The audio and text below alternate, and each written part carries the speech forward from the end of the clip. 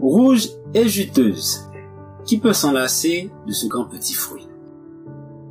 Petit de taille, oui, mais grand en vertu.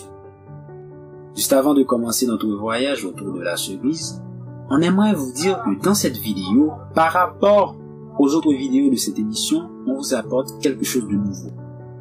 Oui, on vous apporte des informations supplémentaires concernant ce fruit à la fin de cette vidéo, ce qu'on pourrait appeler la cerise sur le gâteau.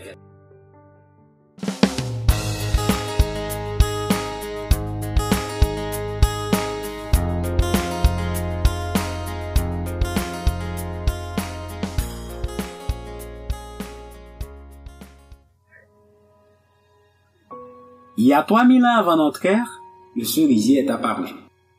Mais jusqu'à présent, son origine fait encore des débats. D'abord, il y a les Romains. Dans leur écrit, ils se vantent de l'avoir bel et bien introduit en Europe. Selon eux, ce serait leur général qui l'aurait rapporté d'Asie mineure après une belle victoire dans une bataille dans la ville de Syracuse. Mais d'autres textes plus anciens disent qu'il était déjà présent en Grèce et en Gaule avant cette bataille. Mais, ce qui est sûr, c'est que c'est qu'au Moyen-Âge qu'il deviendrait très populaire et dès le début de la colonisation, il était introduit en Amérique.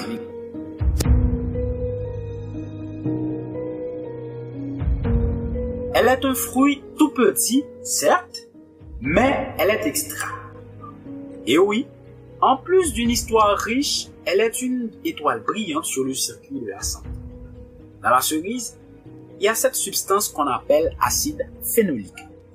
Selon un rapport de l'université britannique, grâce à ces substances, les cerises peuvent baisser la tension artérielle.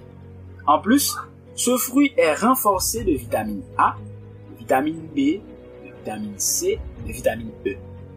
Ces vitamines lui confèrent respectivement la capacité d'atténuer les rides, d'augmenter la circulation sanguine, combattre le vieillissement, les effets du stress et favoriser la guérison dans le corps.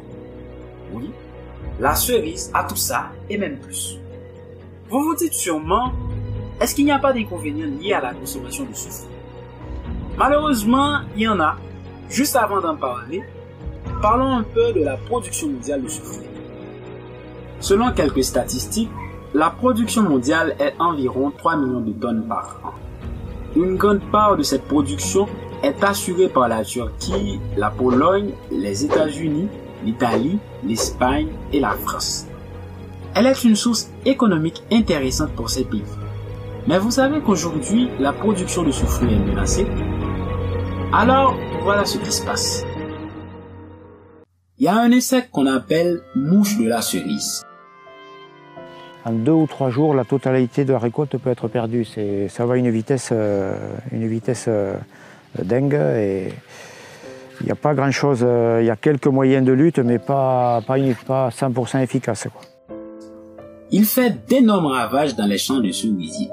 Et malheureusement, il n'y a pas encore de moyens de lutte respectueux, efficaces contre cet insecte. Et oui, on les trouve souvent dans les cerises, ce qui peut limiter la consommation de ce fruit. En plus de la mouche, il y a d'autres inconvénients.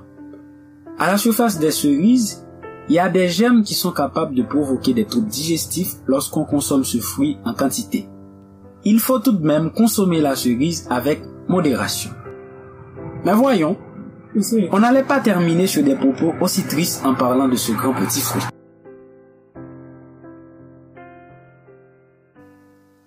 On a parlé de la présence de germes sur la peau des cerises. Ce sont des levures. Sans rentrer dans trop de détails, sachez que ces germes donnent à ce fruit une propriété extraordinaire. C'est la fermentation du sucre qu'il contient. Oui, comme vous venez de l'entendre, vous pouvez faire du vin avec vos cerises. Elles ont ce qu'il faut. À travers l'histoire, avant même de commencer à faire du vin avec les raisins, les hommes utilisaient déjà la cerise pour faire du vin. En plus, c'est très simple. Il y a plein d'articles et de vidéos sur internet qui expliquent comment le faire. Savez-vous que le cerisier est une plante qui fructifie beaucoup, ce qui peut causer des gaspillages? La vinification est un moyen de conserver les cerises, c'est aussi une source économique importante. Les cerisiers sont des plantes très rustiques qui peuvent accepter des variations de température, mais au-dessous de moins 2 degrés Celsius, on assistera à une destruction des organes fertiles. De surcroît, il s'adapte à tous les types de sols. N'oubliez pas de vous abonner pour ne rater aucun contenu, partagez afin de nous aider à élargir notre audience.